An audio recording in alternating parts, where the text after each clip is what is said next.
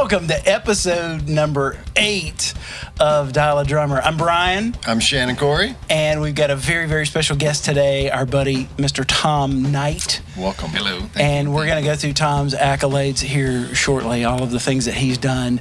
But the thing that I have to start with, if this is Monday and you're watching live, you can actually call in to that number right behind Tom's head, 844-833-3786. I really ought to have Tom read all of this because he's the professional video guy. Voiceover guy, right? Yeah, see, Tom, you could actually, if you could actually read down all the stuff right there. You know what would be really funny is almost like an interpreter. You know, like if we were to do this in Spanish and you knew how to speak Spanish, what I would do is I would speak, and then right before I stopped speaking, you would start in Spanish, right? So I could go. You can call in on the toll-free line 833.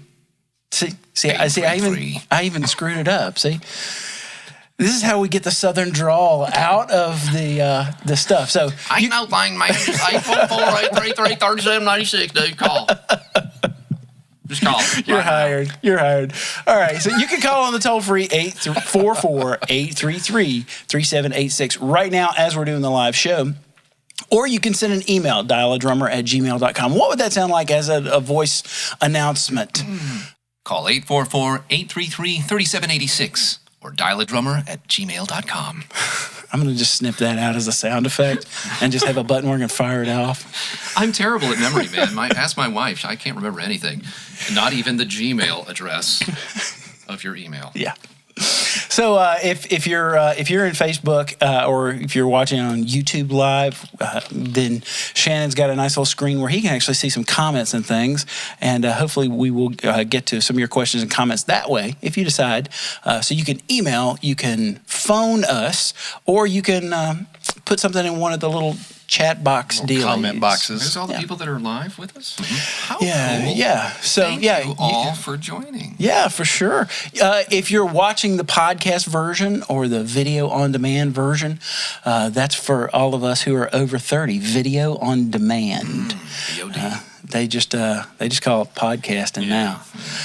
You can follow us on Dial a Drummer on all the social networks: Twitter, Facebook, YouTube.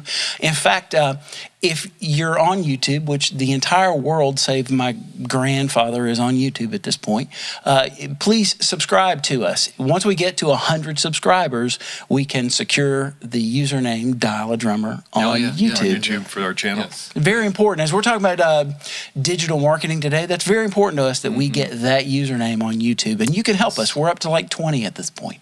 So you can also sign up for the email list. That's something that's very, very important to us, because that allows us to tell you about all the cool stuff that's going on. It allows us to let you know who the upcoming guests are, how we're taking questions, and it also lets us give you really cool prizes. Like for everyone that signs up this week, we're giving away, if you watched episode number 7, we're giving away a copy of Jan Rico Scott's Life of a Dreamer. Life of a Dreamer. It's on vinyl. On vinyl. It is an autographed copy of Jan Rico's newest album. We're going to give that away to one lucky sign-up person on the email list. And we'll be doing that week after week after week. We're going to be giving away cool stuff through that email list. So you'll definitely want to sign up for it. Just go right now, if you go to dialadrummer.net, the splash page has an easy place that you can use to put your name, your email address, boom, you're done. Throughout the week, you can also call our toll-free and leave us a voicemail. You can hashtag Dial a Drummer on all the social media networks with your questions or comments. We love to read those things. And please share us with all your friends. And in 2 weeks... 2 weeks. 2 weeks. This is exciting. I know this because it's about 80% done at this point. Sometimes when I say a week is actually a month. Understood. It really just depends on how well I'm multitasking that week. In 2 weeks, August 21st, live on the show, we're going to unveil the brand new dialadrummer.net website. So you'll be able to get audio and video. We're going to start a blog where we put all kinds of cool tips and tricks. We may even be doing some cool little tips and tricks videos that only live on our website. Nice. That's very 1999, but we're going to do it anyway. But doggone it, it will be ours. It'll be ours. But yeah, we're going to do a lot of cool things on dialadrummer.net, and we're going to launch that site live on the show August 21st in 2 weeks. So please be here for that. At the same time, the audio podcast will roll out. So if you're not a video person, there'll be a great way that you can just pop an earbud in and do whatever it is that you do when you listen to your podcasts. And that's August 21st. And I think I got through everything. You did. And that means we can actually, at 18 minutes after noon, get to the show. The meat. Normally, we're meat of the starting show. at 18 minutes with everything. Okay. But we're actually, this is on time, Tom Knight. Wow. Well, I want to introduce you to a very good friend of mine. This is Tom Knight. Tom Knight, thank if you you don't already know, if you haven't found him on any of the social networks or been to his website, Tom was the live and recording drummer for a little group you might have heard of. possibly. Not to mention in their heyday. Yeah, exactly. Like you weren't doing like some of us sitting at this table where you played with a group 40 years after their number one hit. Hey, playing is playing. Guilty as It is all charged. good. No, it's You actually played when the number one was the number one. TLC. blessed. Yeah, if you're under 70 years old, you probably know who TLC is. And if you're the target audience for who we're talking to today, the person who needs this information the most, you were probably right in there at the tail end when videos were hot. And you could see those girls were on MTV all the time. And Video age. I mean, that was also the heyday of that whole time era. So Tom was the touring drummer and recorded on the albums for TLC. Tell us just a few of the other people that you've worked with. Thanks to Dallas Austin, who I will be eternally grateful for giving me those opportunities. I was able to work with Monica on The Boy Is Mine album, Stevie Nicks, Joy, Vega, Lizette, Deborah Killings was the beginning of it all. She was the first of his artists that I ever got to work with, and it was summer of 1996, and I was driving around 285, and I had my pager. Nice. And I recognized the number as being Dallas Austin Recording Projects, and I didn't have a cell phone at the time, so I had to wait until I got to Ken Stanton by the Big Chicken where I was teaching privately and used their phone, and he said, "Can you be in Nashville tomorrow?" And I said, "Yes." And that was the beginning of almost Can a you be in decade. Nashville? Yes. And then I promptly had to, secure a Shuffle sub for the everything, right? 33 students that I had at Ken Stanton. They Yeah. were not real happy about that. But I was not going to turn that down. No. So I moved to Nashville for the whole summer. They put me in a corporate apartment, and it was fully furnished with, Nice. laundry facilities and like a stocked fridge. And I'd never been treated so nicely in my life. Right? And been paid, like real money to record with an artist that was and is unbelievable. I mean, Deborah Killings is She's amazing. outstanding. Right. She really is. Bassist, an amazing songwriter, and a phenomenal singer. I mean, I can't say enough about her. But that was, that's a decent handful of things that I did with Dallas and back then.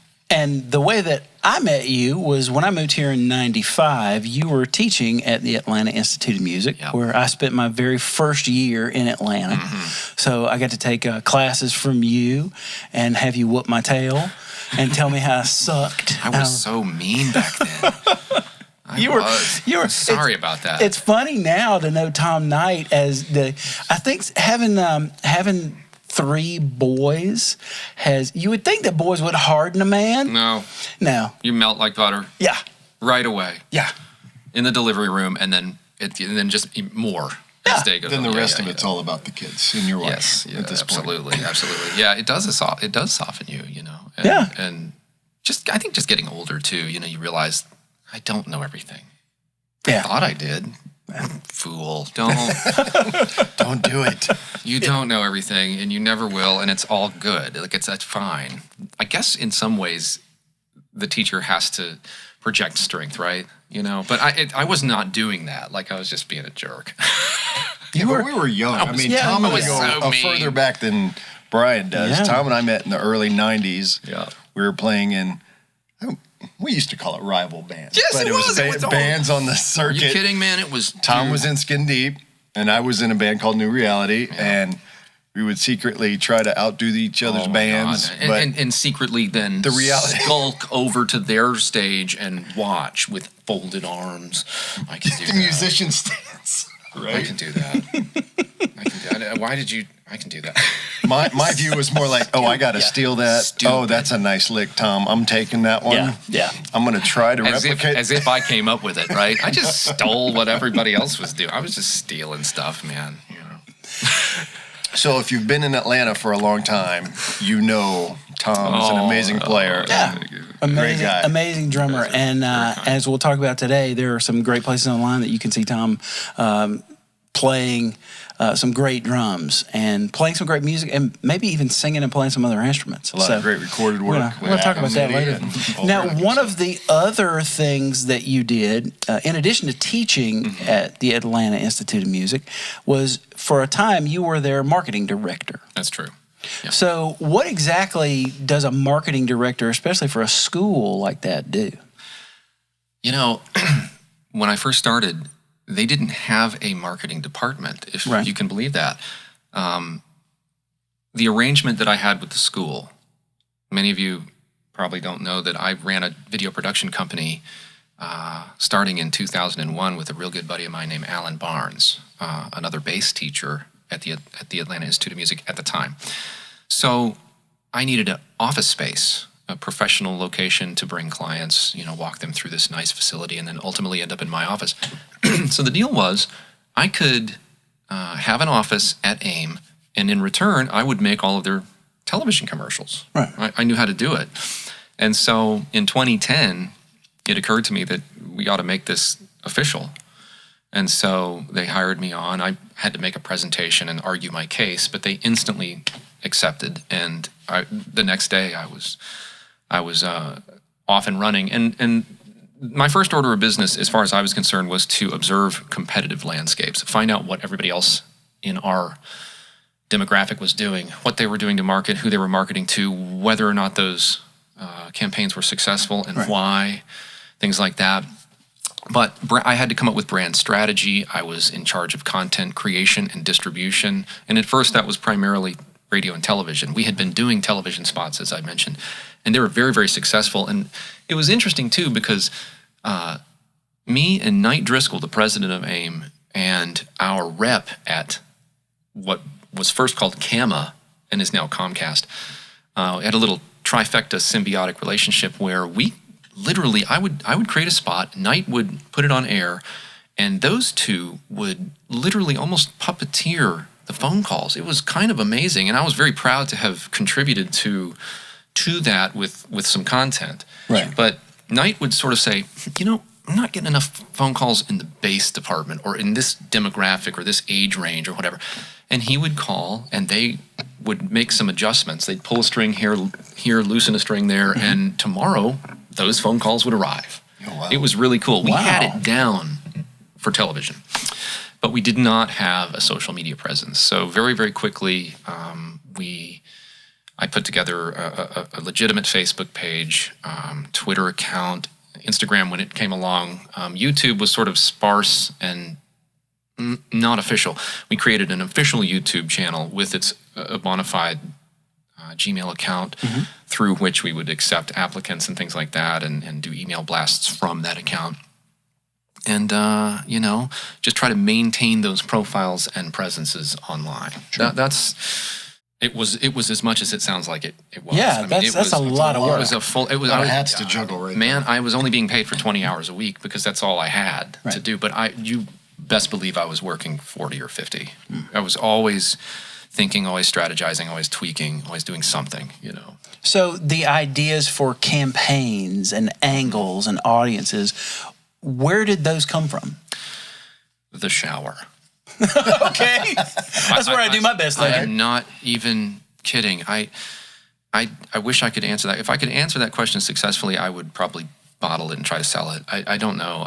That sort of inspiration, and they didn't all work. I don't want to sit here and try to pat myself on the back. But they were just all things that would just sort of come to you, and then it was like, okay, how am I going to do this? Right.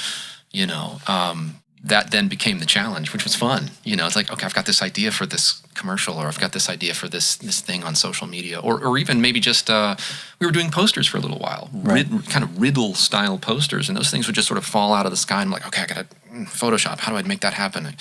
Yeah, there was never any big roundtable discussion about it. I just kind of just went to work. Creative freedom. I did have creative freedom, and very rarely got any pushback from anybody. So that alone, by the way, is amazing. To for people to give you free reign and kind of not ever say no. And I didn't spend any real money. I mean, I had all the equipment. I could do it all there.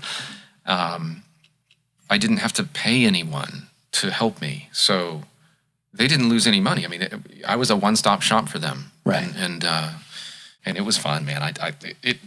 I don't know how that stuff happens, but I never seemed to run out of ideas, and there was always something else to do, and I was always behind. Like I couldn't keep up with my own insanity. I'm going through that right now. That had to be fun too, though, to be able to have that freedom. Oh man, and create, and even before you showed it to somebody, you can be like, "Oh, I like this," or that freedom is nice. It was magic, and then there's that feeling of accomplishment at the end. It's like, oh, there's a special effect that I don't know if I can do, and then lo and behold, there it is. Like it worked. We did this one really cool spot. We're getting ahead here, but one of the more successful spots that we did was Your Future in Music. Mm-hmm. And it was just this idea I had where I wanted to reach our potentials out there who were, on the couch or in the, playing video games or practicing somewhere in a room, and talk about, hey, look, your future can go from that to this. And so I had this idea, of a guitar player like sitting on a chair and then standing up, and then instantly the world revolves, and he's suddenly in front of tens of thousands of people, all in one shot without cutting. That's good. A bass player on a couch that jumps up, and he's in front of this. He's also on that same stage. A drummer in a garage, and we push in on him, and just as we get through the door, the garage door changes to that same audience. A special effects nightmare. Yeah, but we pulled it off. We pulled in it 2010. off. And yeah, exactly. And we did it, man. And the people at Comcast were like, "Wow, we've not seen anything like this. This is really cool. Would you like to come work for us?" Well, that thing has like 52,000 views now. I mean, it's not viral in any sense, but when you look at a lot of the other videos on the channel, they don't have those kinds of numbers. And and that's just the YouTube part of it. I put everything on social that we ever put on television. And so, but in terms of its social presence, it did really well, and it brought in, that commercial did better than any of the other ones, I think. We did a lot of really powerful spots, but that one was the one that seemed to resonate. You think it resonated for what reason? Well, because people could see themselves. They were like, oh, I get it. Yeah, I want to go from where I am now to that. Okay. And our goal of the spot anyway was to say, we can help get you there. And we did. I mean, you got guys like Jerome Flood. You got guys like Jay Bake. You've got Tosin Abasi. The list of success stories that come out of that school. I mean, look, these were people, let's be honest, they were destined for greatness anyway. But they chose us as a school, finished their studies, and went on to do great things. What marketing director would not want that gold? Sure. Right. To be able to, advertise. And so we did a lot of that. Chris Coleman, I mean, man, I've forgotten more people than Didn't Chris go through the school as a bass player? He did do the bass, and then he went through as a bass player because of course he already knows how to play drums, as we well know. Yeah. And he needed no help from us to that end. I really didn't need any help on bass, but I mean he's a perfect example of a guy who never stops learning. Right. And again, he chose us. Why would we not want to, I don't want to say brag, but why would we not want to market that? Sure. So I think that's why those things worked. Right. Success stories, and meet people where they are, and try to sort of lead them where they want to go. Right. Well, on that idea, were there campaigns that you guys did that maybe you were told by authorities or trends or any number of different outlets? Were there things that you guys did that flopped miserably that on paper seemed like the thing to do? I was very excited about one suggestion. A part-time job of mine was fielding the constant requests from outside experts to come in and tell us what we were doing wrong. And by the way, I'm not the expert. I'm just doing what I think needs to be done based on my observations, based on my competitive landscape outlook and, my own metrics. Right. But everybody had a different opinion, and that started to bother me. It's like, well, everybody's an expert. All these gurus out there, none of them are saying the same thing. Right. But we let one through. And one of the pieces of advice that we were given was, hey, why don't you start doing things like Trivia Tuesday and Throwback Thursdays? And these are, common hashtags. Like a sports bar. Yeah, right. Did you do karaoke? Karaoke. She forgot which appointment she showed up for, didn't she? That's later. Well, so I was sort of captivated by the idea that we could maybe make some images and that I could go and do some research and, stretch some of my photoshopping, abilities. Not that I was doing any, changing anything, but just, cobbling together what was hoping would be nice looking pieces of art that talked about something, famous, or that resonated again with our, just trying to connect all those dots. But the piece of advice that was given to us was, don't put it out there without branding it. Make sure you put, brought to you by the Atlanta Institute of Music and things like that. And so we did that. And it did not do anything. And the reason why, I think, is because that everybody knows now that it's branded, that it's just another marketing piece from a school, right? When they see the television commercials, they could be saying the same thing, but there's action and there's music and there's a story being told. Right. But it just didn't work. And we kept doing it, but I was sort of mindlessly doing it at that point. So we go, this is what I'm supposed to do. This is what we're told to do. And it didn't. It didn't do anything. Yeah, that was a kind of a flop. I want to put a pin in that idea of telling a story. Okay. One thing that I kind of want to flash back, if we're going to do any kind of throwback, is talk about, for a second, I know you have been using the internet and using website technology and a lot of things for a very long time. And one of the things that people that I do consider experts, guys like Gary Vaynerchuk and guys that really are experts in this space, one of the things that he talks about is eating your own dog food. And I know you and I both, but you specifically, you've eaten your own dog food as far as using technology to tell a story. How far back does your use of the internet to tell your story go? Okay, so the very first website I ever built was built on America Online. Yep. And they would give you 2 megabytes of space per screen name, and you could, under your main account, sign up for 6 more. Yep. So I promptly did that. Like I just took my screen name and added a 1, another one. I added a 2, 3, 4, until you had 7. That unlocked 14 megs, and man, I used, I think, I don't know if Front Page was around back then. Hot Dog. I think I built it in Notepad, honestly. And there was, I remember there was an app. There was like a third-party app you could get for like $20 or something that somehow it latched in. Like maybe they had an API or something with America Online. It would actually latch in, and that's what I used. See, I'm not even hip to that. Like, what is that? I don't even remember the name of it. What did I miss? But it was, it had an HT. It had 2 sides to it, kind of like what Dreamweaver does now. It had the what you see is what you get side, and then it had the HTML side. Right. So some of the functionality you could, like it was live connected. You could save and instantly see the You just hit the little save button. Yeah, that's how it ought to be. Yeah, this was like 96 maybe. Yeah, see, 96, I was doing it in Notepad, so I'd make the change, upload it, refresh. Nope. Do it again. 184 times later. Goodness, man. And you just got to like do it in the middle of the night when you hope no one is looking at your site, And even that mentality is ridiculous because the middle of the night is the middle of the day somewhere else. Yeah, exactly. And the internet doesn't care. So Right. even that mentality was really backwards back then. And I got to say to everybody out there, he was ahead of everyone on this. Like none of us were doing any of this. And this guy was like regularly blogging.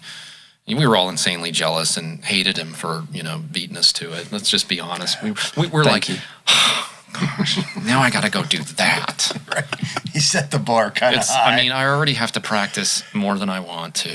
Now I got to go do this, what this guy's doing. Oh, thanks, man. I haven't told our buddy Zach Albetta, I haven't told him that the name of my very first website in '96 was The Working Drummer. That's right. I haven't told him Yep. If you do that Wayback Machine thing where you can kind of see websites, I bet you could probably go back His to... lawyers will call your... Hey, man, no.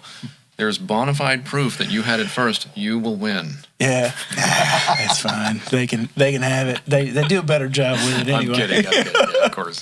But So before there was blogging, Right. I remember before LiveJournal, before any of the stuff that you could do to blog, I did the same thing as you. I linked all my accounts together, and that way I could just put a link to the next section. That was kind of a pain in the butt to have to log in, log out, upload under different things. It was not fun. But before there was blogging, I basically kind of built a blog and a website so that I would write an article about, the hang. I mean, I wrote, like 97, I wrote an article about hanging out. Like how to practice, all the stuff that people would want to know. Right. And you're providing it before anybody. Yeah. Like it was great. It was brilliant. I mean, we all took cues from what you were doing. I mean, that's honestly why I was like, okay, I got to do this, And it took me a long time to even get an AOL account. Right. Adam Nitty was like, you got to get an internet account. Right. Yeah. He was on Mindspring, Yeah. I still have a Mindspring. Do you really? He does. Wow.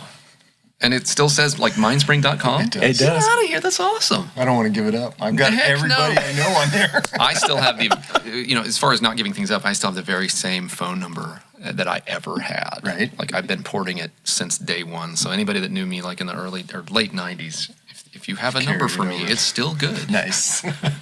Don't call now though, because I'm on airplane mode. You're not going to get through. So even back then, we were looking for ways to add value, give value freely, and also tell our story. Part of doing things like writing bios that are more than just a laundry list of. And when we were, especially pre-Dallas Austin, it took a bit to cobble together a bio back then. Oh, yeah. I know for me, before I had anything, I really had to write more of a story about who I was. Yes. And also tell that story through pictures. Either things I was doing or and demos consisted of things that you could do, right? Right. Here's all the things I can do for you. Rather than here's all the things I've done, right, or am doing, right. So yeah, I mean, and that was the story. That was the only story I could tell at the time. It's like, okay, here are all the styles I can play, right. and the few write-ups I've gotten in little mom and pop papers right. or magazines or things like that. Yeah. So you were one of the early ones to do an EPK back in the day. Oh, yeah. Yeah, tell people about that. Okay, so TLC got off the road sometime in 2000. We had been on the road for a good 6 months, maybe longer. And I was just looking to do more work. I mean, it was going to be another year of recording their record 3D. And I'm not going to, I knew I wasn't going to play every song on the record. In other words, my involvement even with that was very small. Right. I played one song on that record called Damaged. But, you got to stay busy. Sure. And so I wanted to get back out there, and what I noticed was that everyone was doing electronic press kits, which, if you don't know, that's just a fancy way of saying, video bio or, video promo. And they're not longer usually than about 8 minutes. So I went to Mill Cannon at Image Mill, and he was the guy, and his company. They were the ones that were responsible for creating all of the tour graphic elements that were on this huge screen behind us every night when we played. And they would send little crews out to cities here and there to do interviews with all of us. And so I knew there was a wealth of video footage of interviews with me and just me on stage with the girls and everything. So I go to him and I say, hey man, how much for an EPK for me? And he quoted me a very, very fair price, but it was way more than I wanted to spend. Expensive. So I go to the bookstore and I buy Digital Video Editing for Dummies, and I spend the rest of that summer of 2000 learning how to capture via Firewire digital video from this little old high 8 camera that I took with me. And, I'd taken a lot of video footage just, because I'm like geeking out. I'm on road. Yeah, man. So, and then I hired a really great singer and actor here in Atlanta. His name is Kevin Harry, to come over and be the narrator of my story. And we conducted mock interviews and where I sort of answered these pretend questions. And I cut the whole thing in the style of VH1's Behind the Music, except 8 minutes instead of an hour. Right. So I had, me talking to an interviewer and then a narrator filling in the gaps. And I just cut all this stuff together. But before I started sending it out, I took it back to Image Mill. And I said, hey, man, is this any good? Yeah. And he goes, oh, you made that? Well, here's keys to the establishment. Here's your alarm code. Your first job is you're going to cut the EPK for Charlie Wilson from the Gap Band. His record comes out. Bridging the Gap comes out later this year. You're going to make his EPK. Wow. I was supposed to play drums. Like, what? What? Go back trying to get the next gig off this thing. Right? Yeah, exactly. Yeah. It worked. And you did. Right. Just a different one, right? And so, obviously, I started sending out the EPK because he liked it. Right. And started doing that at the same time. Incidentally, that EPK landed me the gig with Leanne Rimes. But the tour never happened. Mark St. Louis was her tour manager, and he was also the tour manager for TLC when we went to Japan. Formerly Yanni's tour manager. So he knows what he's doing, right? Yeah. By the way, married to Patrice Rushen. Oh, wow. Yeah. Just fame everywhere. Yeah. Anyway, so he liked me, and was always trying to help get me jobs. He tried getting me the drum position for J-Lo. Jennifer Lopez.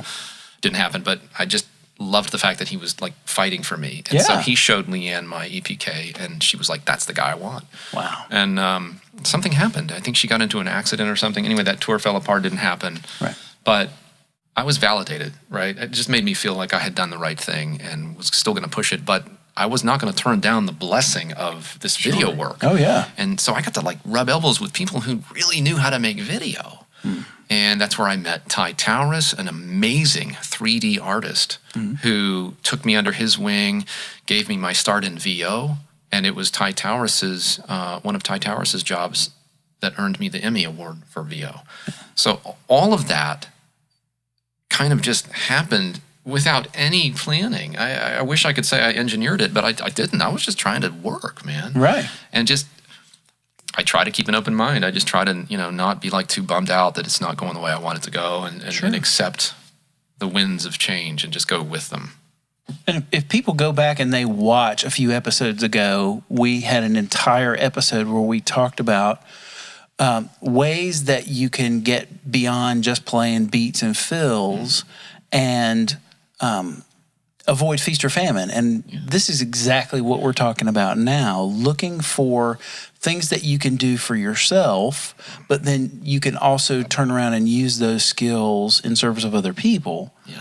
And all of a sudden, not only do you keep the flow of money happening, you actually get better at those things. It's this interesting cycle of you learn to edit some video for yourself because you need to post something. Right.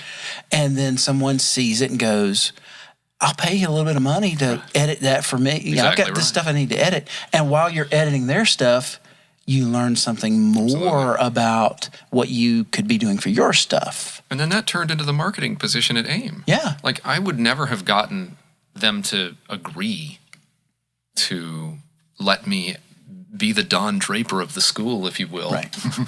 Minus all the bad qualities. Well, maybe not. I don't know. Maybe I do have some other bad qualities. I'm sure I do, actually. Anyway, digress. Bottom line is, that wouldn't have happened if I didn't know how to, if I didn't have a grasp on what to do graphically. Understand Photoshop, understand Illustrator, understand 3D animation, understand how to use a camera, to get a camera. Right. That is broadcast quality. Back then, there was no HD back And then. the willingness too, that, being open to walking through that open door that fell in your lap and trusting that, I that mean, it all comes full circle in a lot of ways. Yeah, I mean, right, exactly. I couldn't turn my back on that. For a day, I was like, this is not how I wanted this It's to not go. playing drums. I don't want to do that, right? But it didn't take long for me to sort of get riled up, man. It was almost like, Bill Murray in the back of my head singing that chant at the end of Meatballs. It just doesn't matter. If you haven't seen that movie, please go rent it. It's freaking awesome. That'll be our next giveaway. We'll give away a copy of Meatballs. Meatballs on VHS. Right. So you're gonna have to go to Good luck watching it. Goodwill to get the player. So the idea of using these tools in service of your own needs, turn around and using them in service of other people's needs, learning more about it. So now you're living in that world. It's not just something that you read about. It's not just something that you hear other people talk about and then you talk about. You're using those tools. For the person that's sitting there watching us right this moment, whether they're 20 years old or 50 years old, why would a drummer need to use social media or digital media at all? Why would someone need to use these tools? Okay. I don't want to sound like I am in favor of the herd theory of everybody just sort of running over a cliff because everybody else is running over a cliff. Right. But there is truth to the movement. That is where it's all happening. You can't be disconnected from that. I don't think. This is, okay, now, let me make this real clear. This is just my opinion. I'm not calling this sound fact. I'm not an expert. But I'm going to share with you what I think is true for me and what I've learned. That is where the action is. Right. So, at one point, the theory was that you had to go where the action was in LA, right? Or New York. Well, this has kind of fixed that, right? You can be anywhere. Right. But it doesn't fix it if you're not in it. Right. So it's just a new version of this is where it's at, right? This is where you got to go. Also, we learned this. Some people learned it the hard way. People who are doing the hiring look to your social to learn more about you, and that can really hurt you if you either don't have a social presence or the stuff you're posting is horribly negative. Right. I have had to kind of pull students aside and say, hey man, you're talking really badly about Justin Bieber. That's cool. But you best believe if you're ever up for the gig, I know you're going to say yes. You'd be a fool to say no. Right. And the first thing they're going to do is look on your account and see that, and you're gone. Great point. Gone. Great point.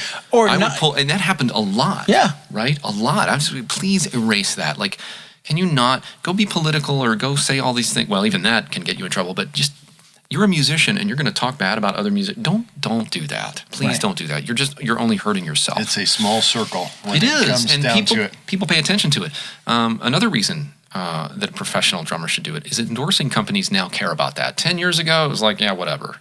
If you're on TV or if you're on tour, if you're teaching at a school. My Vic Firth endorsement I got in 1994, I think, specifically because I had started teaching at AIM. They wanted to get involved in education, and so that was a criteria for them. And every endorsement company at the time had different requirements.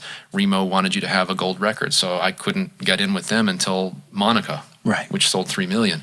Zildjian, John DeChristopher's just like, you're not big enough. But then when TLC went on Jay Leno, I was big enough. So everybody had different criteria. But now, if you've got a decent following on social, they care about that and they want you to have that. So for those 3 reasons, I would highly recommend you engage socially. Well, let's talk for a second then. Having a .com or a .net or some place that is maybe your name, super important. Yes. Because that's part of the bigger picture. Google juice. Yeah, you're trying to, especially as you're trying to establish. People call it branding. I just think of it as your place in the world. Social media is part of it, and unfortunately, Facebook owns. Like we're live casting to Facebook right now.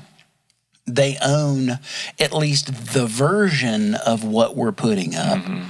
Because it's on their servers and with their bandwidth. Same way with YouTube. But the version of this show that ends up going into the archive, the video on demand, that's nice and produced, that has all of the bookends and the advertising, and that's ours. That it's on our own server. It's in our own world. When we have dialadrummer.net, there are things that we can do in dialadrummer.net you can't really do in Facebook. I was telling Shannon today, one of the reasons why we started the live cast, we've gotten kicked from Facebook the last 2 or 3 weeks because we started with a title card. You're not allowed to do that? Yeah, not allowed to do it. Wow. Who knew? Yeah, and they have an algorithm, at least for us, we got hit with it, that it kicked us. Now you know. But again, we get back into eating your own dog food. Yeah. Had I not known that, if I was hanging a shingle out as a social media expert, I probably would have said to someone who wanted to have high polish and high touch, you need to make sure you have a really nice photoshopped card to start your thing, and I would have been providing misinformation based on my own personal opinion that was not really right. That's why I definitely don't ever want to say, and that's why I prefaced a moment ago. These things are subject to change anyway. Only Google knows how Google works. Facebook, Instagram, they're the only ones, and they're never going to tell you. And things are going to change all the time. So that's a great example. You're talking about polish. I would love to talk just a moment about something else I learned while at AIM, especially near the end. I got a lot out personally out of stretching, flexing every muscle that I had. Sure. Whether it was, some sort of antagonistic VO combined with 3D animation, special effects, and a drone shot from outer space, and all this other stuff that make these cool looking things. But it occurred to me that was adding. We started noticing that it was adding a little bit of fakeness. It was just a little overproduced. Sure. So we went the other direction, and I started doing things that I really wish they would have continued. Honestly. I used to do this thing called Facetime Fastlane, just a name that I came up with that I thought was easy to say. And I would get with guys like Chris Coleman, Tosin Abasi. Who else did we do? Jay Foy. I did Mike McKnight. Gosh, man, I did a Facetime Fastlane with Mike McKnight, who was the programmer for Mariah Carey, who also has J-Bag, one of the AIM drummers, as her drummer. Anyway, it was just a thing where I would screen capture a FaceTime interview. It was very raw, very unpolished. I mean, we just cut in, no title card, like what you're talking about. Right. I would introduce very quickly, and then we would have a conversation. We would end 15, 20 minutes later. And the beauty of this was it was raw, it was real, there was no post-production required. It was just export and upload. These interviews were available that day. Right. That never happened. And so all of a sudden, people were engaged again. They were like, oh, I've seen that before. Yeah, I do that. Rather than, oh, here's another, big production with all this slickness to it. Yeah, it's interesting how sometimes just because you can doesn't mean you should. It's interesting how often sometimes that kicks in. Yeah. And boy, I learned that the hard way. And it was kind of a bummer. I was like, But on the other hand, hey, it's done. I'm done with it. I could do one a day if I wanted to. Sure. If I could line it up, and you could talk to people on the other side of the planet as long as their connection was good, and it always was. Yeah. Well, that immediately puts us into this lane of sometimes the success of an endeavor, especially when we're talking about marketing, is the fit and finish of it, the polish of it, or the sheen of it. I think that's part of sometimes how we tell people who we are, or how we can present in our best light who we are and what we have to say. But there's also this other side that we have to think about, which is the content.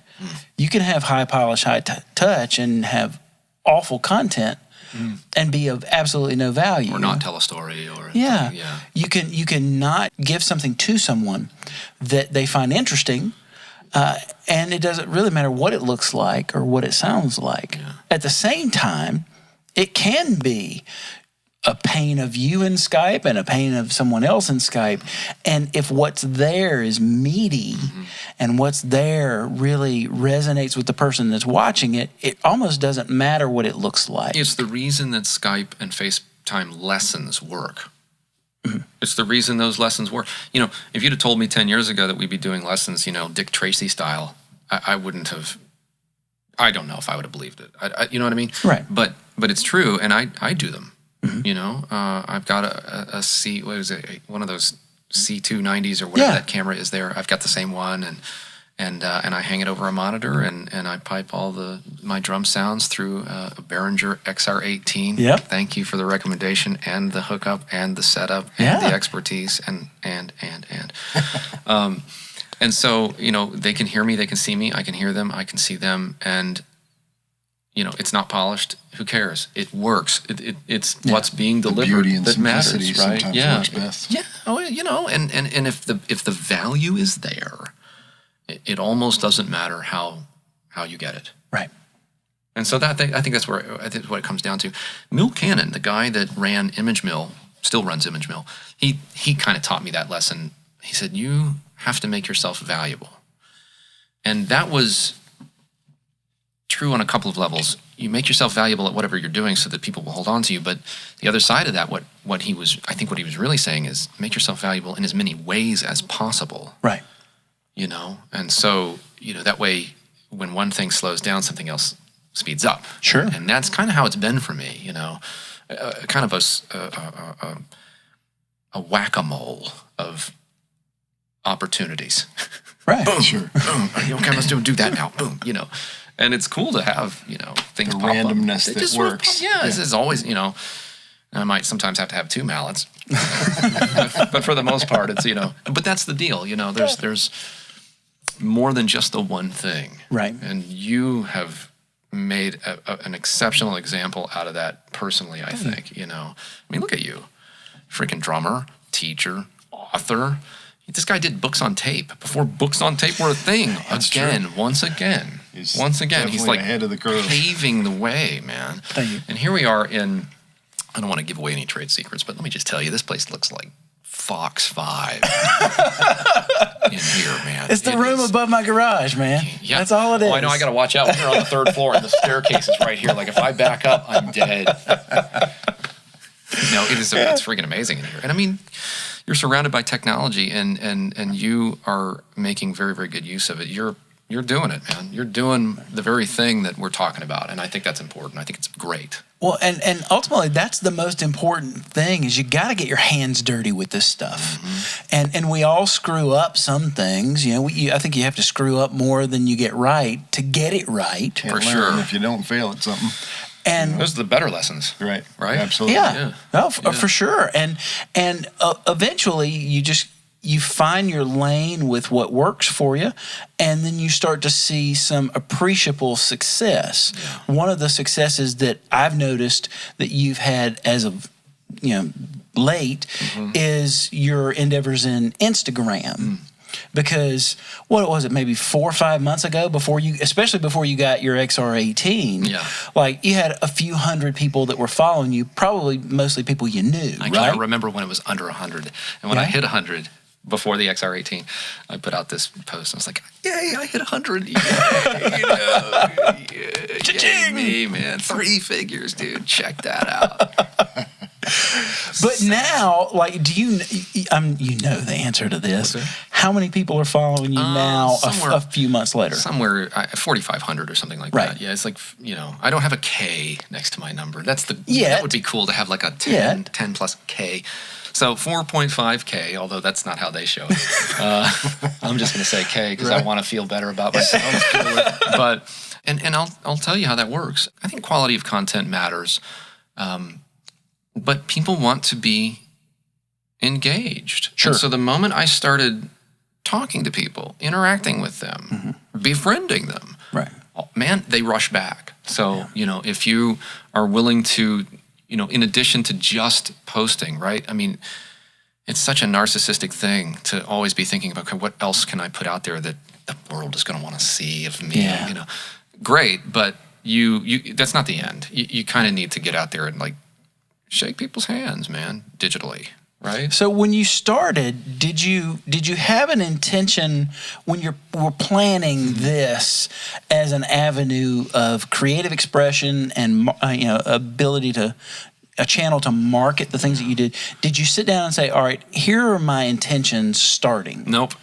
No, I'm guilty of not having a plan, and I mean, total fail. I fleshed out. I think I fleshed out the profile.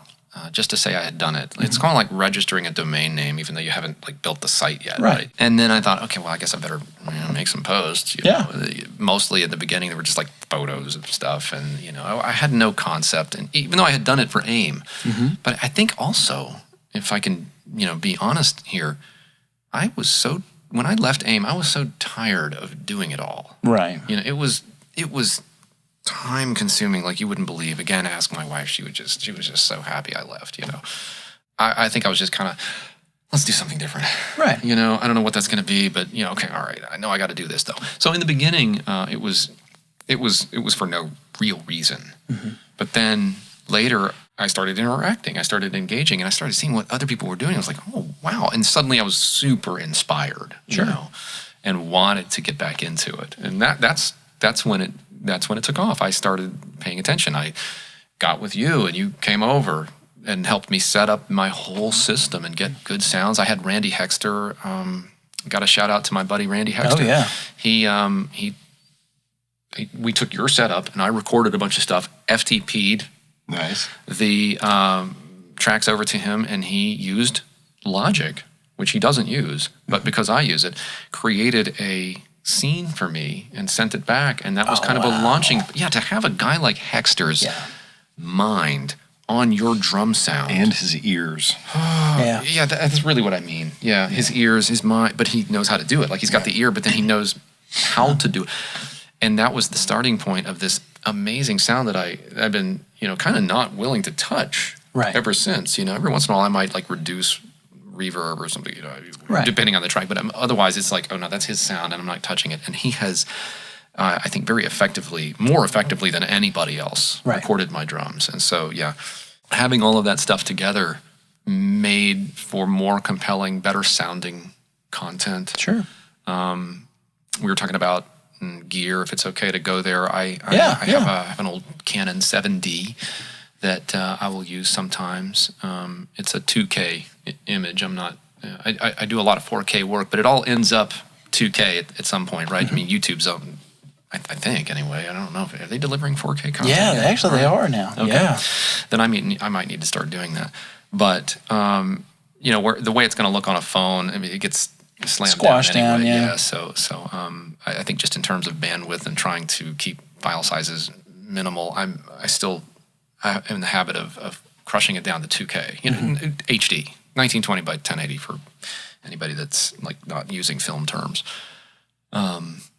And then, I usually use a single light source. I'm a big fan of the noir look. I like high contrast and lots of dark shadows. Yep. It's just my personal look, That's what I like. Even my headshots are always done with a single light source. Really? I take my own light. I take my own headshots, which is ridiculous. My wife thinks I'm nuts. She's a model. She was a model for a long time. She's like, don't do that.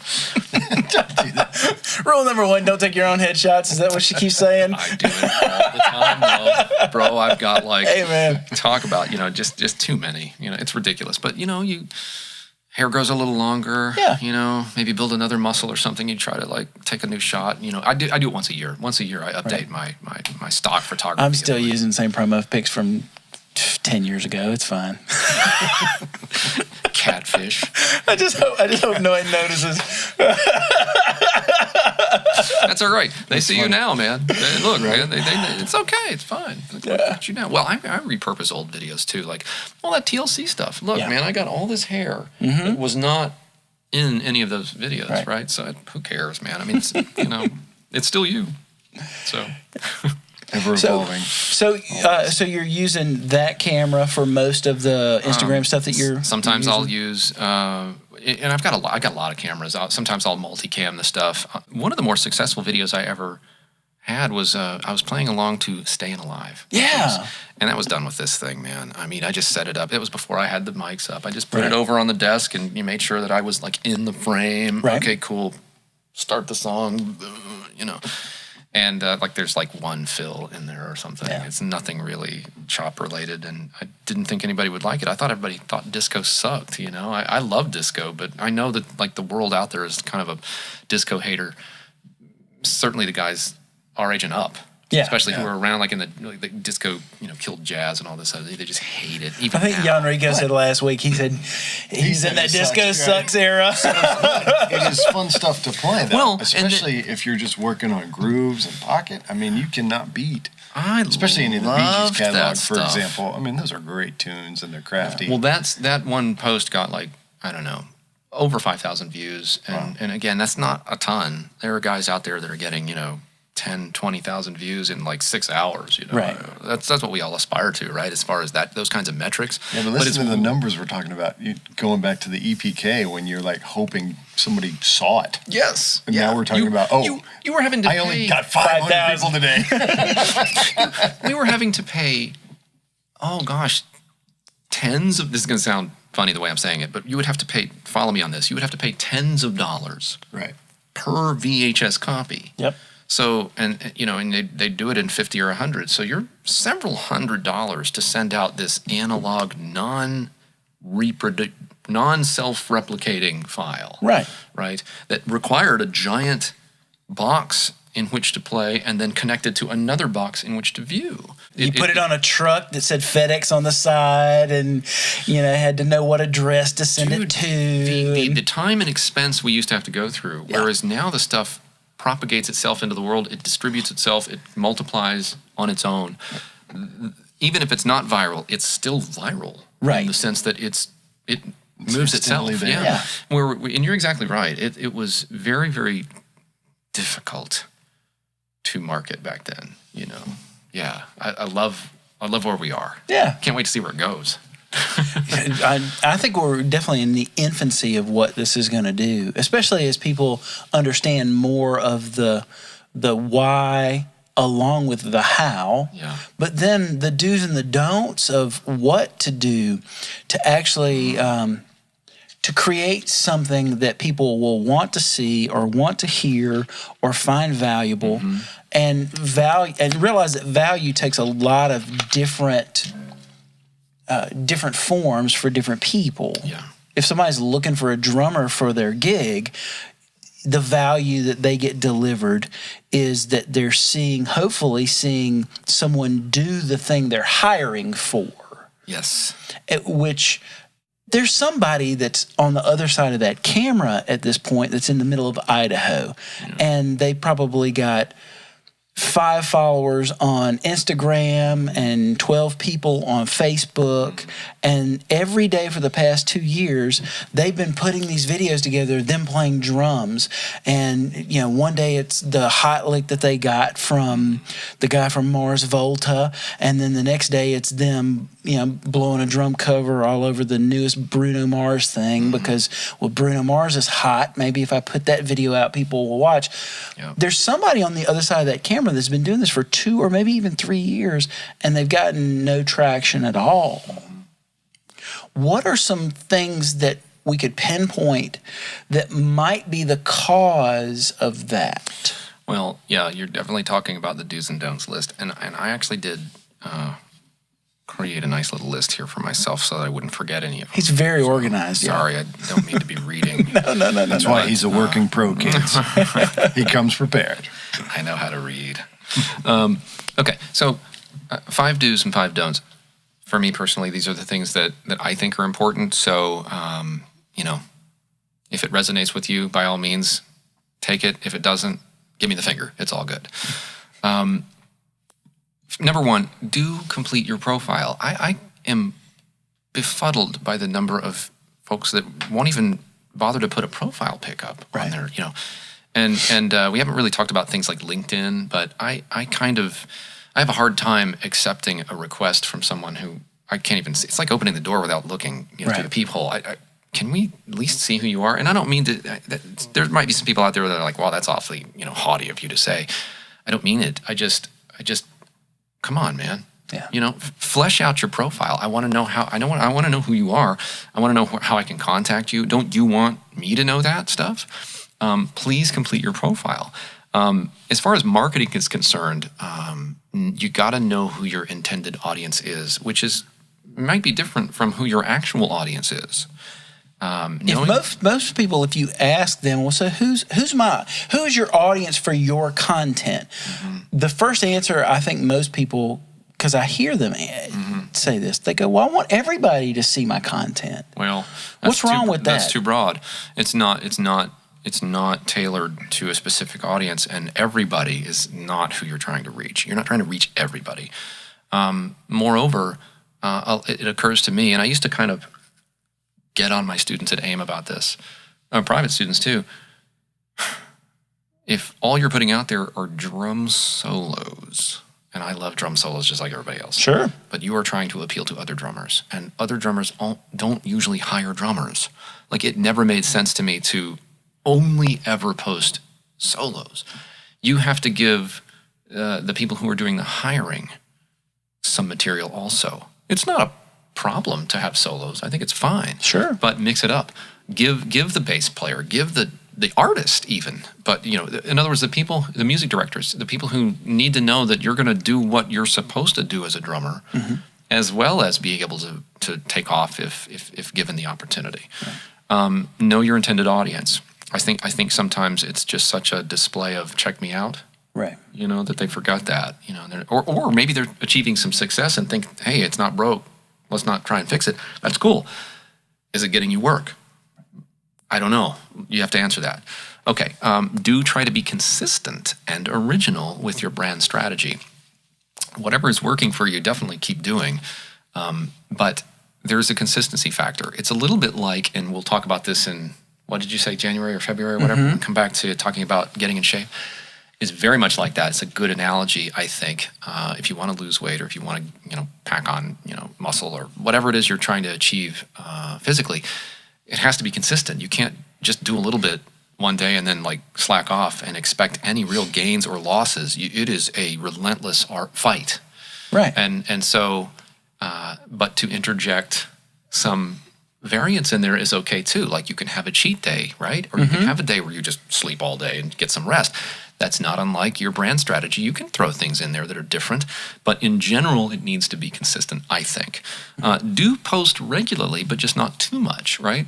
Is there a sweet spot for that? They say, I'm gonna defer to the masses that I have been reading, because I still read about all this stuff all the time. And they're, the general rule now for Instagram, let's say, is 2 posts a day. Okay. I can't do that. If I ever post more than, well, let me say that again. I have a triplicate thing that I'm doing, so I always have to post 3 at a time, but there will be a week sometimes in between posts, so I don't even follow that rule. But part of that is just the sheer number of hours in the day. I've got actual tracks to deliver, lessons to teach, and then, kids to raise. Kids to raise. Let's not forget about that. A wife to keep happy. So that's number 1. Right. And then the 5th do is share other content. It's not all. It doesn't always have to be about you. Right. We can share each other's content. We do that all the time anyway, right? Yeah. And aren't you always happy, like, when you see that someone shared your content? Like, you're just. If you know how good that makes you feel, you can do that to others, and that is always attractive in terms of getting engagement, getting people to like and comment and share your posts. You do that to them. Well, my hope last night, I had hoped to do it before last night, but last night I started putting up little snippets of video that you sent to me, from the TLC thing to one of your Instagram posts where you played drums and played bass, and there was an interesting effect for me in putting that together, like sitting over there at that computer in Final Cut and kind of putting that thing together and then posting that for everybody to see at 10 o'clock last night and then again about 8 or 9 this morning. I liked the fact that I could tell people that, because most of the people, because I engage, folks that follow me, most of the people that follow me I know in some way, even if it's casual. I enjoyed showing them my friend Tom play drums really well. Oh, that's cool. And there's something about that again, when we're talking about adding value, sometimes the value that we can give is to point people in the direction of cool stuff that has nothing to do with us. Right. It's just something that we enjoy. Well, and it takes a certain level of, what's the word I'm looking for here? You're not threatened, No. And that's how it ought to be. It shows that you are confident in what you're doing enough, so much so that you don't mind. See, sometimes there's this, I've noticed there's this sort of weird, closed sort of mindedness about, well, I don't want to shine a spotlight on anybody else. I want it all to be on me. That's really not, that's not cool socially. The competitive side needs to not be there. The competitive side needs to be with your own. Right. Yeah, exactly. And so the fact that you're confident enough, you are secure enough. That's the word I was looking for. You're not insecure. You're secure enough in who you are and what you're doing that you don't really, right? I mean, and people feel that. They're like, wow, that's cool. And that on some level, I think all of it matters. Right. Yeah. And for me, I know that one of the wonderful things about reaching outside of yourself for the things that you share with other people is you're doing two things at the same time. You're turning someone else onto something that they didn't already know about or something they didn't know about. And again, if you think about your intent, if I put that piece of content into the world, I also have another intent in doing that. I also get to share a part of my story without having to tell you part of my story. Yeah. Or I can set up just, the whole first part of this show, getting to talk about how we know each other. If you're working the long tail, if you're trying to over time tell a story, by putting that one thing into the world, you get a few things done at the same time. Yeah. I put a post for people that might follow me on Facebook. I put a post up yesterday about an 85-year-old drummer out in L.A. who the L.A. Times did a great story on him. And this guy's 85 years old, still playing drums every day, still gigging for money every week. Now, so cool. He's not famous. He certainly isn't. Now. He will be now. He was honest in his story about sometimes he has problems making ends meet. Yeah.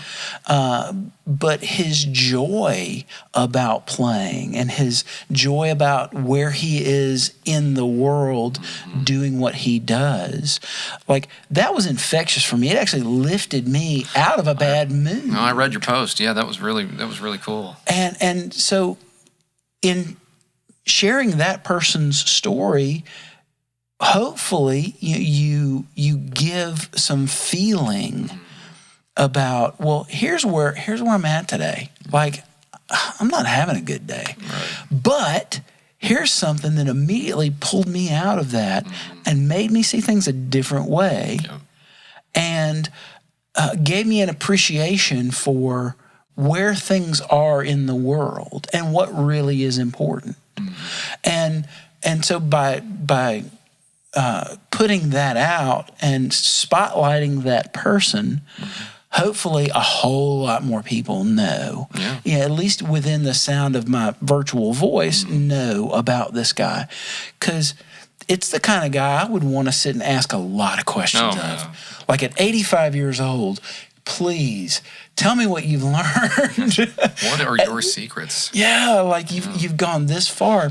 And I noticed by other people sharing that, it just sort of, that to me is really what viral, the value of what viral can be, is that when someone takes that story and it inspires them enough that then they share it to their friends, and you see it kind of spider out. And this is the long tail indirect portion of how digital media, I think, eventually points back to you. Eventually, that web sort of completes the circle so that all of a sudden, people find out who you are and what you're about without you ever having to say, here's who I am and here's what I'm about. Because a lot of what I see, especially in younger culture now, it is very me-centric. It's very, watch me play. Here's this other thing I played on. Here's this gig that I'm playing next. You really should come out and see me play. And oh, by the way, here's the thing that I use. And watch me do this thing. And it really is this this sort of self-aggrandizing kind of cycle. It's the more me mix. Right, right. Whereas we're all comrades. If I'm struggling with something, I may call you and be like, what's an easier way to do this? Or, with either one of you. I know, he's a guru. But I don't think that happens a lot now. A lot of these younger guys come up and they're just, like you said, it's all more me or more focus on just that individual. Or they may have something very specific that they want to know, and then that's it, like in and out. I just want that thing there, and okay, I'm good. I'm out. Yeah. So happens.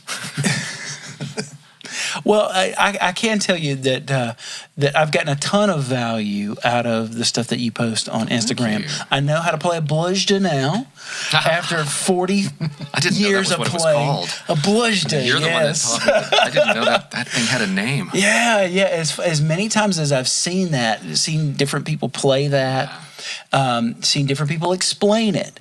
For some reason, that particular day and the way that you played it and the way that it was packaged. I didn't say a word. I just played it. Stupid slow. Yeah. And I think that was the key. Yeah, it was stupid slow. Yeah.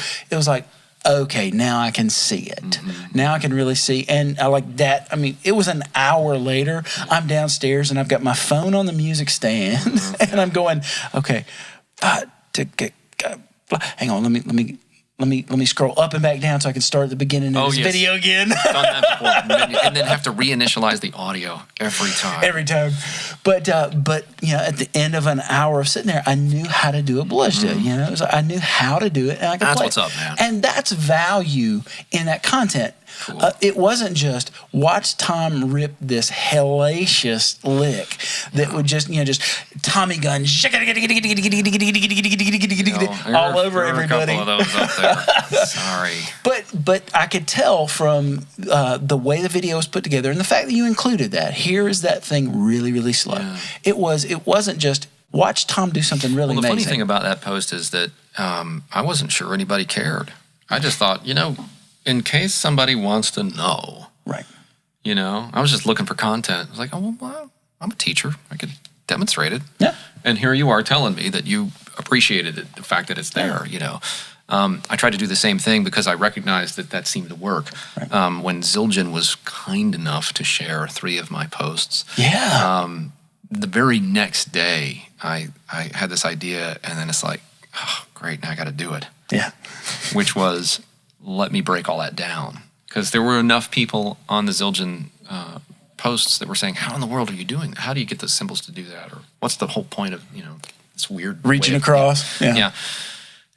But I just decided to explain. And man, to this day, I think even yesterday, I was answering someone's comment who, weeks later was like, I've been wanting to know how to do this for years, know. There is, like, literally yesterday, somebody was just, like, super thankful. Yeah. That's kind of what I'm trying to do is I want to inspire people. I'm certainly not here to, tell anybody that they're wrong or doing anything bad. It's do what you want to do. It's, but when it comes to social media marketing, there are, I think, the guidelines narrow a little bit. And you kind of want to know where the boundaries are. And that's what really we're talking about here. And I want to throw a few don'ts Please, by all means, while we're talking about not just blistering people with everything what are some things that people could avoid that might help them? Okay, so for people who don't have a lot of followers, you probably don't suffer from this. I noticed this trend the larger the follower counts get. Do not ignore engagement on your posts by others. When you get really large followers, and again, I'm not there, but even with the few that I have, I've noticed I've really got to pay attention, man. Right. Because Instagram's notification, I'm going to talk about Instagram first. Instagram's notifications are kind of interesting when you first log on, you get that, okay, you got 5 comments, this many likes and this many new followers, and then that goes away and it never comes back. Yeah, you've got to like, okay, all right, especially the comments, 3 or 6 or however, and then I instantly try to go through. My philosophy is try to answer them right then, right? Because it's very difficult to go back and find them unless you're going to go through your entire account and accordion all of the you know what I mean, and go down and look to see who you. Okay. Try not to ignore any engagement. Okay, it's a very common thing that people don't do. Don't be spammy, and by that I mean unapproved mass tagging of people. I see this a lot, where you'll get a notification and you've been tagged. It'll just be a post of something that they're doing, and then comment after comment after comment that they've made, where they've just swooped in and scooped and pasted everybody's screen name, and you're just like, you're not even special anymore. You're just like one out of 300 people that they just want to see them. Send me that in a message. Yeah. That's spam. That's a little bit like somebody using email and failing to use like an email protocol like MailChimp. I wore this shirt, and it's funny. MailChimp. Okay.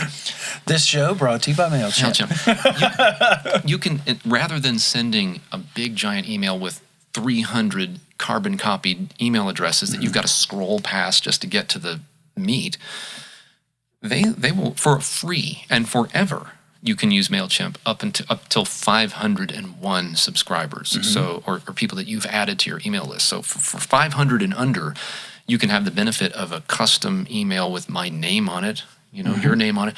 You don't have to see everybody else's name.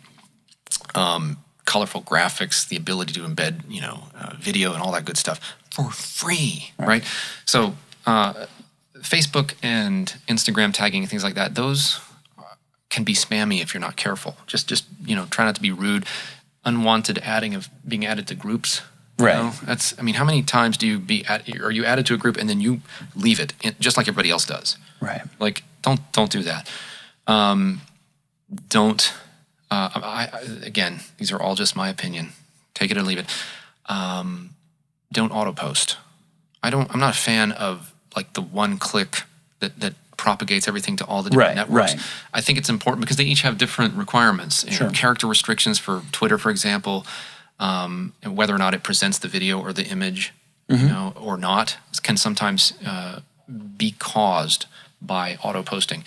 And people can feel it. They know. They know that this was like this was a Hootsuite delivery. Right. You can use those things for timed posts, I think. But I think viewers, or your followers know, your fans are aware that you have taken the time to address Facebook, make a different visual for Instagram, make a different one and post for Twitter. That also auto posting takes away your opportunity to pepper it out throughout the day. Sure. You just blast it all at once, unless you set the timing different. So for that reason, I advise not. I advise treating each network individually. Okay. Last two, and they're kind of related.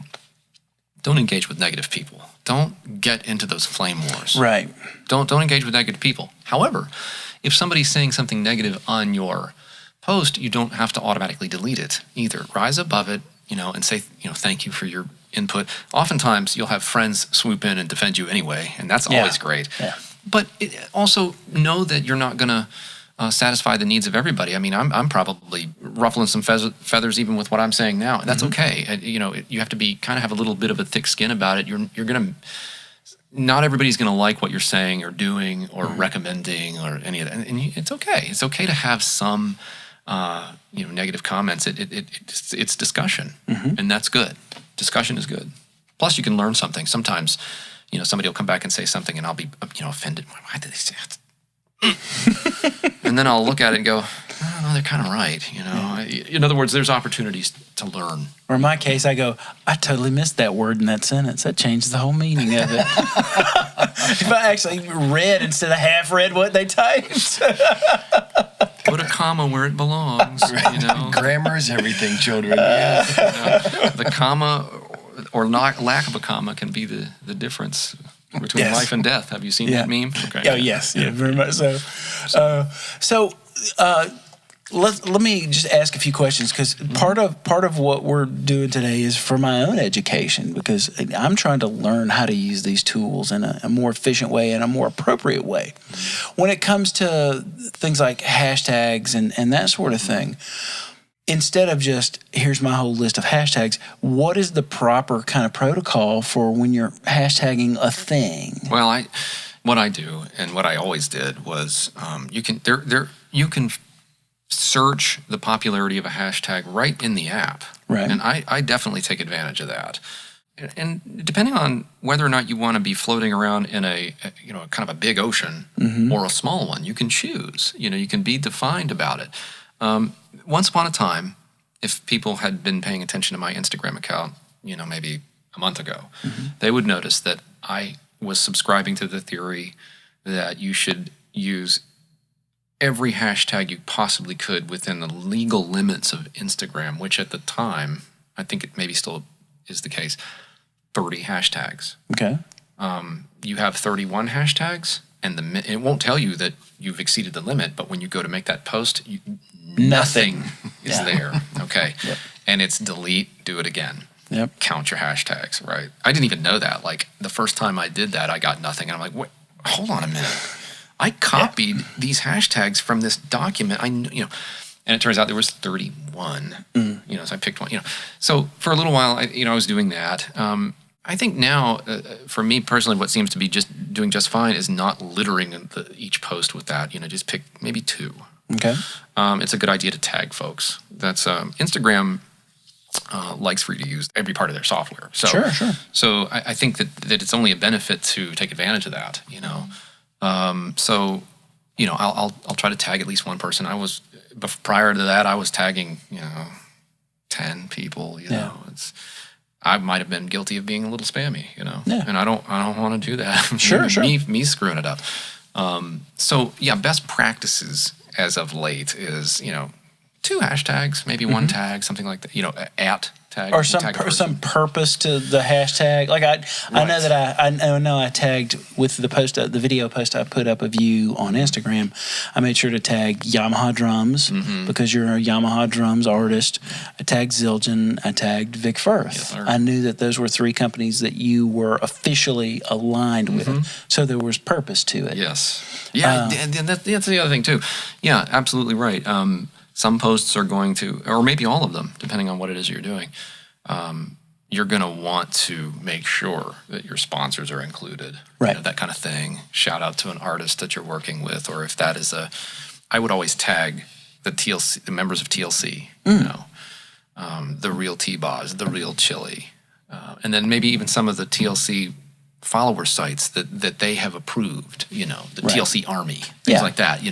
I would make sure that they were all tagged, and they always chime in, and they interact. That's what you want. You just don't want them to. The idea is you don't want your post to just kind of go out into the abyss and never come back. You want them to attract, and those kinds of hashtag techniques and tagging techniques work. Okay. Yeah. So think about the things that are in addition to what the actual tag itself is. I mean, the actual post is itself. Ideally, if you can invent a hashtag that catches on. See, that's hard to do. Like hashtag dial a drummer, maybe? Yes. I actually went and looked to see if that hashtag had been used when we were coming up with the name of the show. What happened? No one was using it? There was one post with Twitter, one post in the entire history of Twitter that had used it, and it was 5 years ago. So there you go. You have the opportunity to completely build a brand new following. We did that at AIM. Yep. AIM Life. Hashtag AIMMLIFE, right? That was and is the hashtag. They even printed it on the kick drum head in the live room. That's become its own little subculture. Yeah. And I think that's even better than using popular hashtags. I mean, popular hashtags will definitely get you seen, right. you know, for better or worse. But if you can create your own brand, man, that's awesome. And I love the fact that you did that. Yeah. That was part of my due diligence in researching. Thank you. I'm glad that Tom approves.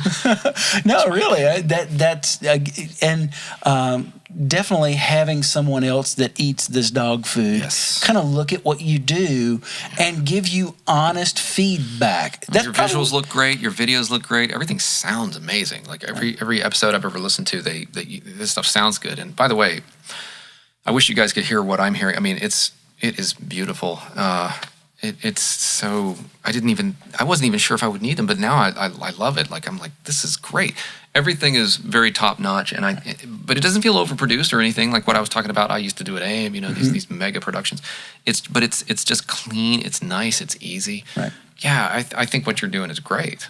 Which leads me to a question I wanted to ask. It's not in our lineup here. Okay. Are there people? And how did you find them that were already successful in using these tools that you either used as a template for what you did, or did you actually reach out to people and ask them questions about how they were able to get traction? I did, yeah. Actually, both. Some of the stuff I would discover on my own, and in one case, I reached out to a friend of mine who was doing really well, and it's like, "How are you doing that?" You know, and they were just like, "You got to engage." I mean, that was when I realized earlier when I said I started engaging. I started, seeing other. He was one of them, a drummer friend of mine, and so he sort of said, "Well, here's how I do it," and he was kind enough to share how it worked, and it worked. Right. It's still working. In other cases.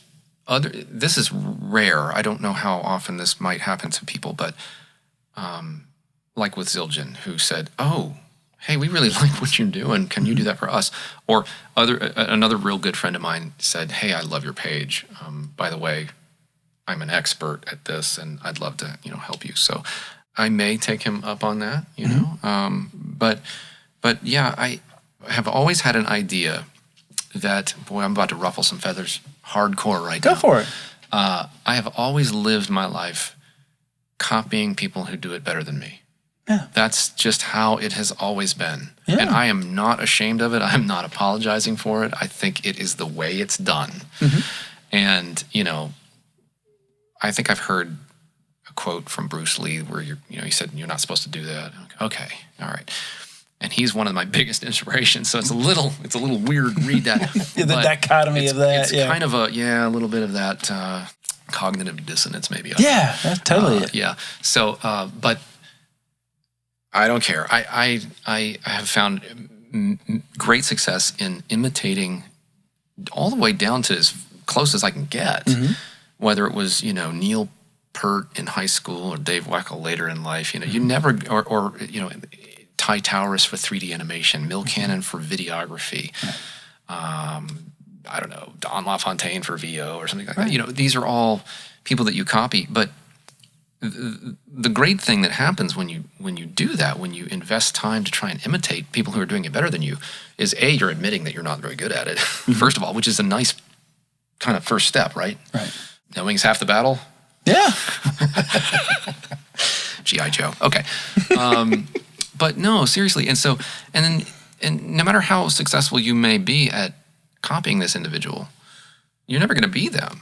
Right. And that's the cool part, is that you still end up finding your own voice, so to speak, on whatever it is you do. I would have developed a signature look with 3D animation, for example, that people could go, "Oh, that looks like something he did." Right. Same thing with the drums. I do get, "Hey, you sound like Weckl" sometimes, and it's an amazing compliment. But Weckl would be the first one to say, "You know what? He's got his own sound," and has gone on record and said that about my performances, which is equally amazing. But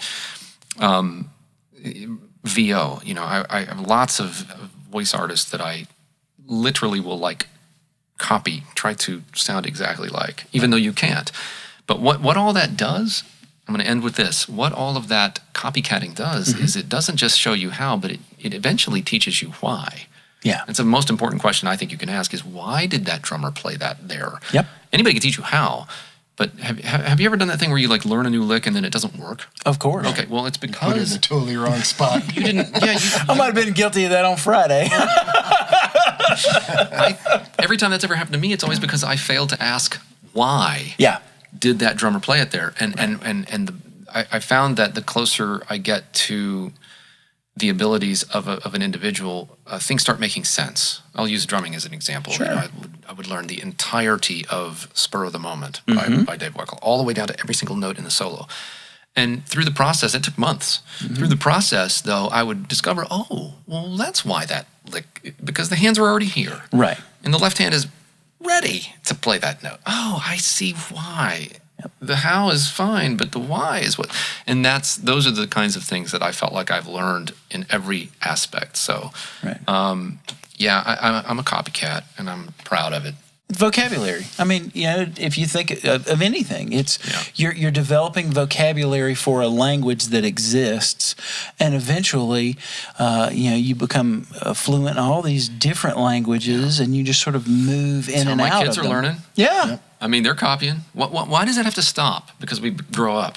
Right. Like, what's wrong with that? That's the great thing with technology. These kids, like we were talking earlier, they're exposed to so much earlier than we ever were. Yeah.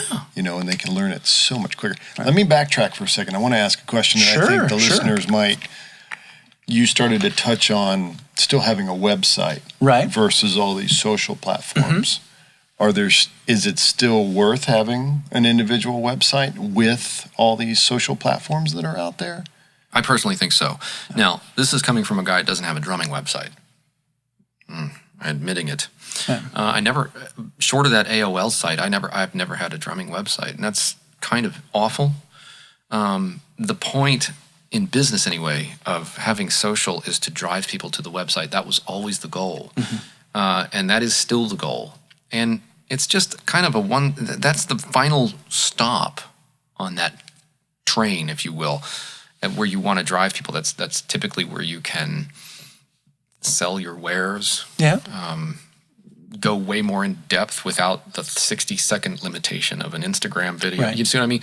So yeah, I absolutely do think. Now for my VO stuff, I have a website, tomknightvoice.com, and the equivalent @ Tom Knight Voice for Instagram, facebook.com/ I'm not trying to pimp that. I'm just saying. But it all ties together. Yeah, it's all the same name, right? Yeah. And there's a continuity to all of that. Which is also very important with this conversation is assigning the names to be the same. And so if I ever, and I need to, the sad reality is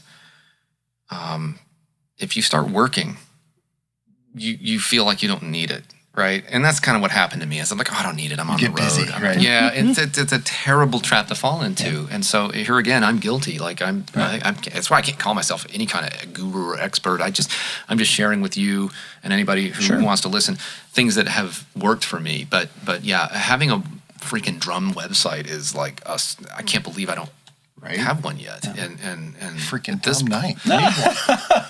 Dude, he'll have it next week. So don't worry. Well, no, by the time this episode comes out, he'll have it. I promise I won't. But I'll tell you what, be willing to definitely, trade wares with folks who would be, maybe interested in, maybe there's a drummer out there that's like, willing to barter. So if you're a fan of Tom Knight and you know how to program websites, you need to shoot him a note. We could work a deal, man. Well, the thing about having a .com that I think is really important is it very immediately puts all the information that somebody needs, especially what is my phone number and what is my email address or where's the contact form, so that I can immediately get in contact with you to do this. And I got a message on Sunday from a guy who wanted to do some Skype lessons through Facebook. And it's somebody that I've known for a long time. I haven't seen him in 5 or 6 years. For him, the modality of sending a Facebook message was what worked for him. But I guarantee if BrianStevens.com weren't a splash page saying in 40 days there'll be a website here, he would have gone there and filled out the contact form. Right. It's the most direct way to get to somebody. If you have a .com that's your name or something close to your name, or in branding, if there's something that you call yourself. Now, you want to make sure that it's something that says what you do. Mm-hmm.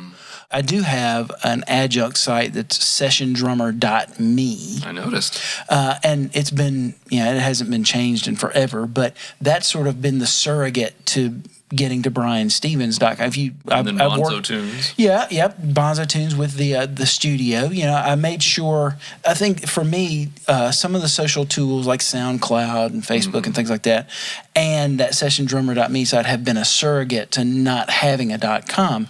But the importance of that is it's your own channel at that point. Yeah. When you're on Facebook, and we have facebook.com/dialadrummer, it's an arm that leads back to the hub, but our channel really is the dialadrummer.net. Right. My channel is BrianStevens.com. Like, everything should eventually point back there. I think so. Yeah. That's where you get to best tell your story in a most focused way, and you can put the things that you really, if you want people to hire you for playing drums, or if you're a videographer and you do video, you put those your video reels in one place that are, here are the 5 I really want you to see. There's 500 of them on YouTube, right. But the 5 that you need to see for these reasons, I'm putting them right there in front of you. There's also the metrics aspect. You can find out what's going on with all of your posts.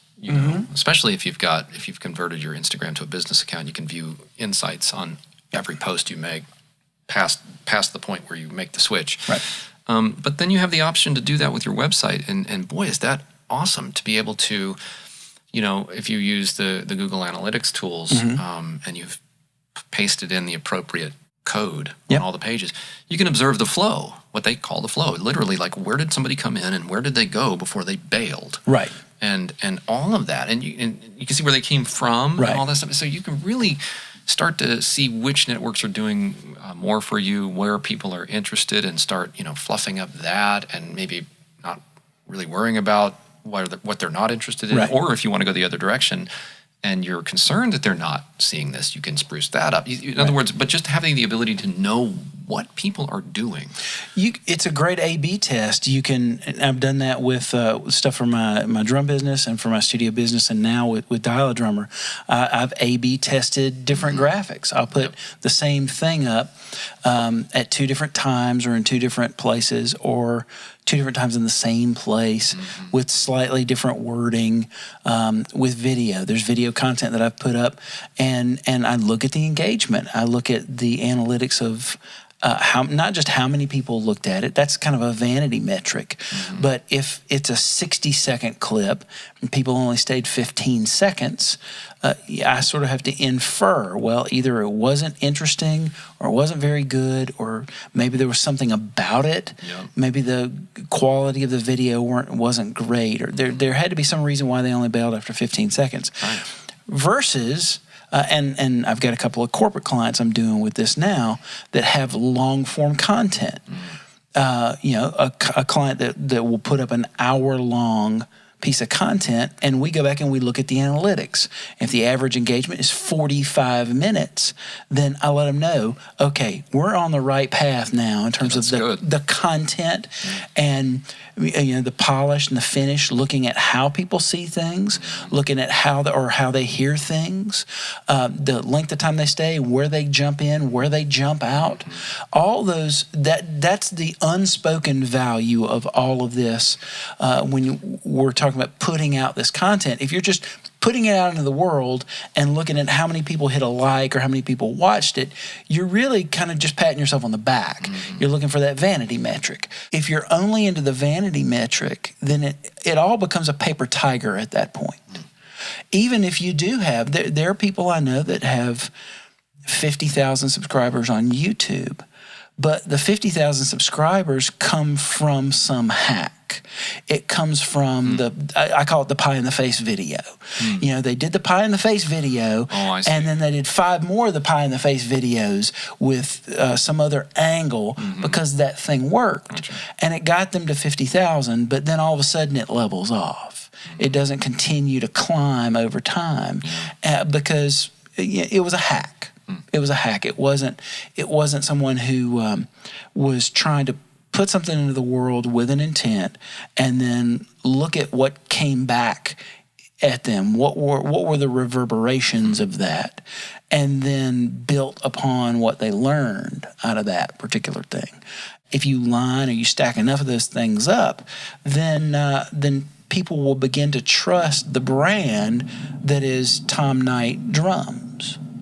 And so that when they call you for whatever they call you for, whether it's a session or a gig or a lesson, that the thing that they're getting from you, don't you love that sitting in the room above my garage when I go in this long diatribe? It was like one serious way to break the flow. Serious air conditioning unit, man. It's about to get cold in here. That's a great way to just get me out of the didiatribe right there. Sorry, man.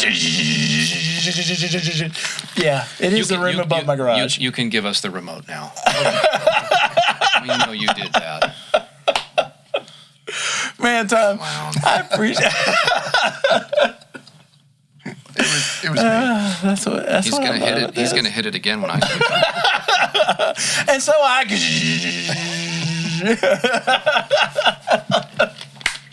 man, I appreciate you coming and hanging out with us. Of course, man. Great to have you on the show, Tom. Absolutely. This is one of those episodes that, man, you need to probably go back to the beginning and get a notepad and a pen out or pencil or type it into your Evernote if you're the digital kind of person. There's a lot of great meat inside this episode, and I'm so glad you came. Oh, man. No, thank you for having me. Are you kidding me? Other than just hanging out and doing this, I mean, the fact that we can give you a place that you can take your knowledge and your expertise and you can push it through that camera to that person on the other side. Absolutely. I'm glad we can give you a platform for being able to do that. Sweet. So if people want to find out more about you and follow the things you do, how would we get to you? So, again, I'm a little bit more fleshed out on the voiceover side, TomKnightVoice.com, Instagram, @TomKnightVoice, Facebook, Facebook.com/TomKnightVoice. For the drums, it's all the same. Just substitute drums for the word voice. Tom Knight Drums. Instagram, Facebook, Tom Knight Drums. And at some point, maybe I'll have TomKnightDrums.com. Maybe, I don't know. YouTube channel also, same thing. Yep. So, and that is also my Gmail account for anybody that, if anybody has any questions personally, TomKnightDrums@gmail.com. Yeah. It's the same thing as YouTube. You know how it's all tied together. Yeah. I try to make it easy. Yeah. And yeah, man, just hit me up, friend me, follow me, I'll follow you back. It's all good. Cool. And speaking of following, make sure if you are not already, please follow us on all the social networks, on Twitter, Instagram, Facebook, pretty much everything that's around. You can just search for Dial a Drummer or @Dial a Drummer and follow us and share us with your friends. That's the most important thing. If you get some value out of this discussion and you get something that helps you, by all means, share it with a friend. That's the real purpose of social media, over and above everything else, is to be social. So make sure that you share this episode. There's a ton of value in there. There's a lot of things that you can learn. And I'd like to mention, while I've got a second, and the truck is warming up outside my driveway, if you don't hear that, I'd like to mention the sponsor for this episode, which is Waves Audio. And the past few weeks, they've been sponsoring us, and you guys have been so good to go to that link, dialadrummer.net/waves. And specifically this week, if you go to dialadrummer.net/gold, there's a great package of 35 or 36 plugins that you can get. They're plugins I use every single day in the studio to help me get great sounds, great drum sounds, great anything sounds. If you like the way that this podcast sounds, it's because of those plugins. Normally that gold bundle's $7.99, but if they go to dialadrummer.net/gold, you can get it for $199. And actually at $199, that's cheaper than fixing the transmission and the exhaust system on my kid's truck, who's and as if on cue, there's the garage door. End of commercial. It's nice when your phone screener leaves mid-show. It's like, I've had enough of this. Gee whiz. That's cool. So guys, thanks so much for watching us. We're here live on most anywhere where you can get live video. We're on Mondays. We're going to play with the time. We will not be here. I didn't tell Shannon this. I'll tell you now. Okay. We are not here next week. Okay, good to know. Yeah. I've got a convention thing that I'm working, and I will be there all week next week. So Brian will be Skyping in. I'm up to my eyeballs in it here, y'all. Just keep the garage remote so you can get in. That's right. Yeah. But in 2 weeks, when we come back, 2 weeks, we're going to unveil the brand new dialadrummer.net site. We're also going to give away the autographed copy of Jan Rico's newest album, and autographed copy. It's not just, it's special enough that it's vinyl, but the fact that it's autographed by the guy responsible for making that piece of art is even better. We're going to give that away. We got some other giveaways that we're going to do too. Shannon, you want to show them things like DVDs and sticks? Sure. And we're going to give away some DVDs. If you sign up for the mail list, which you can do now at dialadrummer.net. And so in 2 weeks when we unveil the site, we're going to give away some great prizes, and we're going to answer some listener questions. We're going to actually engage some of the audience that have emailed stuff and sent voicemails in. If you'd like to send a voicemail this week, 844-833-3786, which spells out drum, those last four numbers. You can call in on Mondays Live, or even better, call during the week. There's a voicemail there. Leave us a voicemail. Ask a question. Leave a comment if you dig the show. All that great stuff. So I think I've done enough selling for today. And again, thanks for coming and hanging out, man. Thank you for having me. And in January, we're going to do, right after Christmas, we're going to do the health show. Perfect timing, too. Yeah, we'll all have to drop 5 pounds. Yeah, we're going to do the New Year's resolution show. We'll talk about how to do that. Yeah, exactly. We're going to give you some value on how to drop some pounds. Yes, sir. After all that stocking candy. It'll be great. So, looking forward to it. Yeah, thanks so much, guys. Keep putting one foot in front of the other, and we'll see you next week on Dial. 2 weeks. 2 weeks. See you in 2 weeks. See, I already forgot what I just said. That's why he's the smarter one of this pair, I'm telling you. See you again in 2 weeks, guys. Thanks so much. See you guys.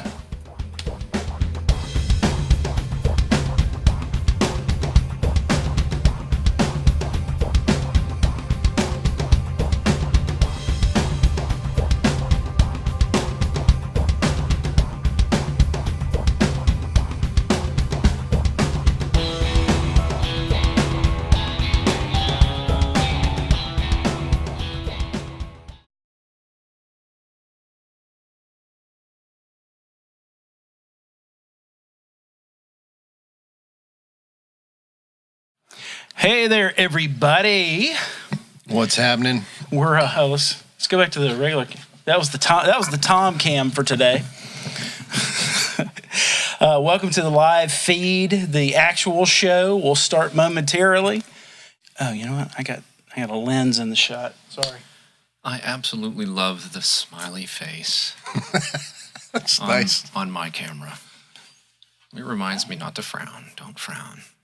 No smirking. Well, you can smirk. Those are the notes we got to put around the house right there. Smirks. Walk around the house and see little smiley faces. Yeah. That'd be pretty good. What? An Apple product that's not doing it exactly the way you want it?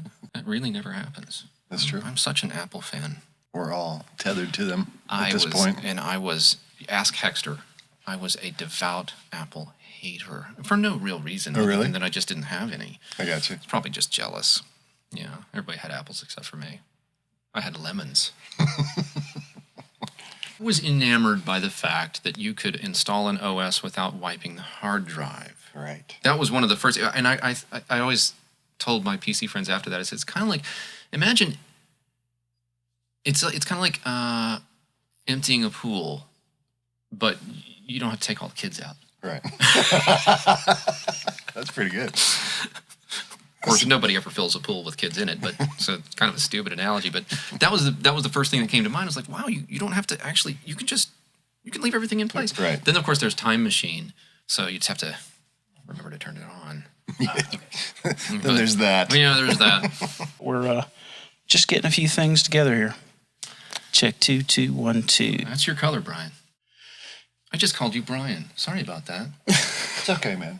It's better than some things. I need to come up with a different name for you. I'll answer to almost anything at this point in my life. This is so wrong. I was hearing him talk. We call Brian Shorty because he's 8 feet tall. I mean, what else would you call him, right?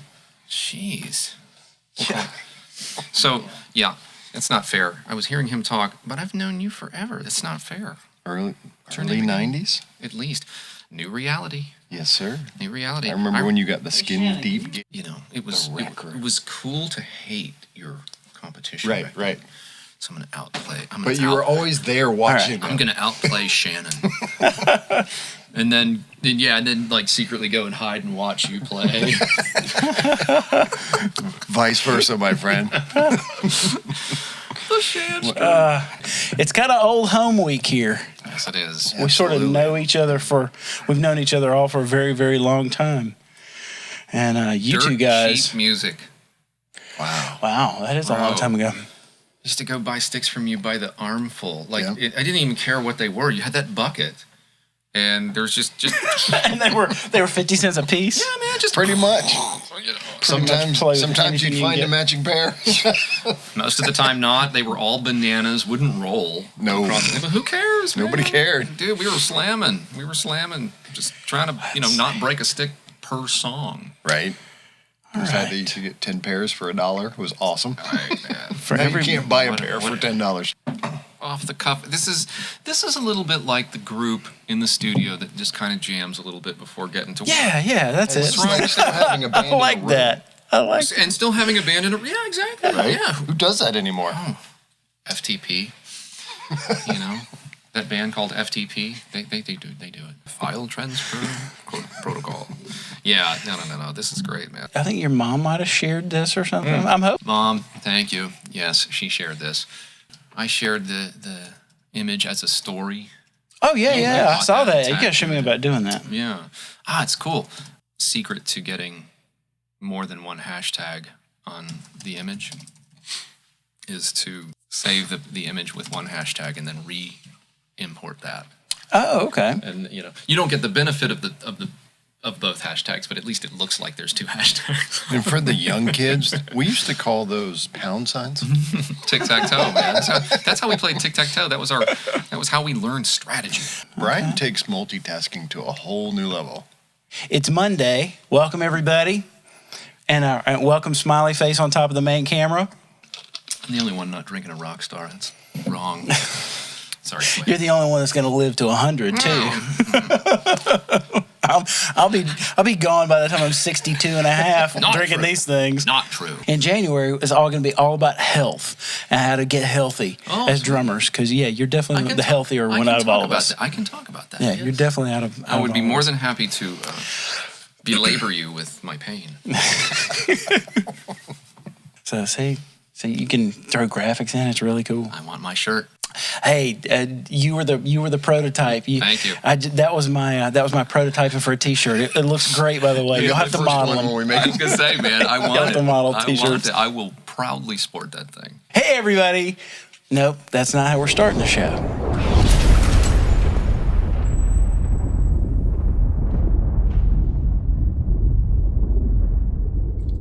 In using social media specifically, but all of it, having your own website, which one of the reasons why we tabled this whole discussion today, I, about 3 years ago, purposefully pulled my BrianStevens.com down.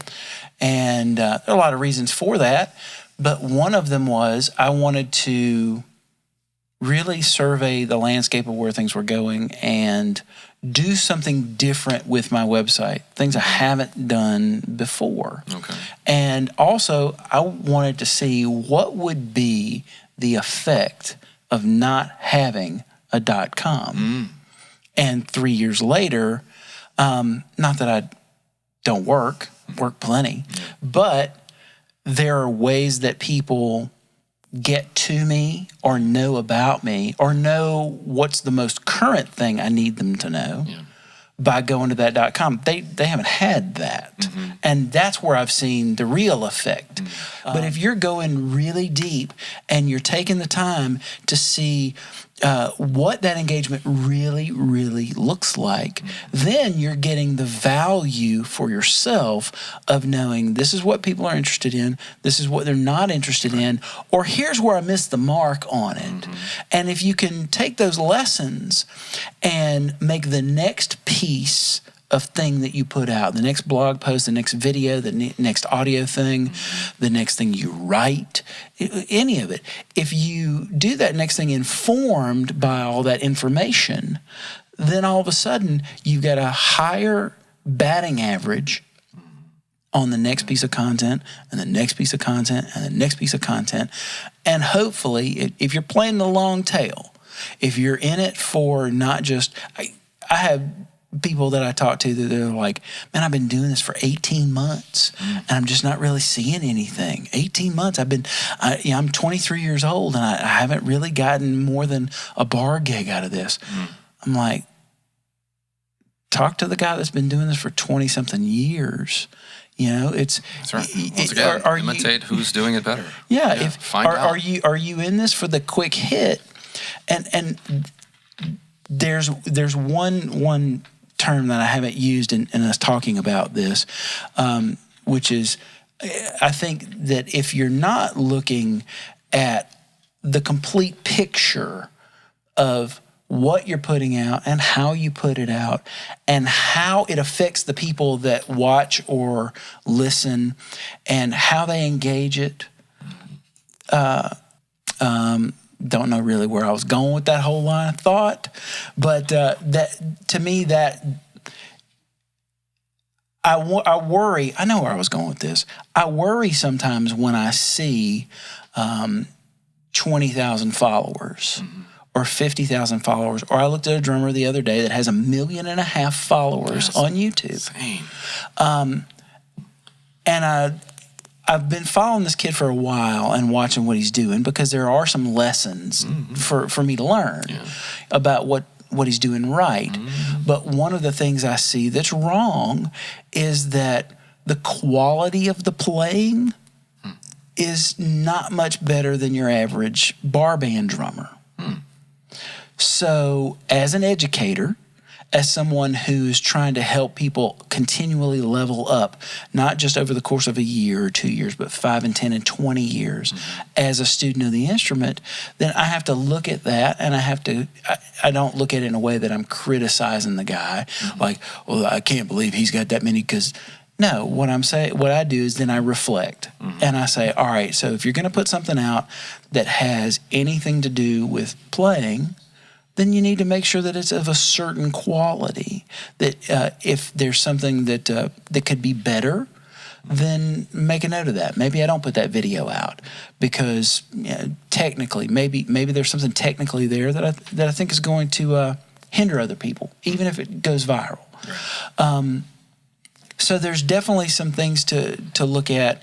I know that there are a lot of kids or someone on the other side of that camera that's putting videos up. Maybe they've got 10,000 followers or 15,000 followers and they've courted their first endorsement. Eventually, if part of your intention with your brand alignments is not just getting the endorsement of, but helping them add value to those companies by helping them sell product, you have to think about how you're framing their product and how you're presenting that to the general public. work. And I think that's what helps build that trust. I mean, ultimately, that's what we're trying to build is trust. We're trying to, when you play a thing on your video, you want to endear the trust of people watching it that what you did was really good. And that if you line or you stack enough of those things up,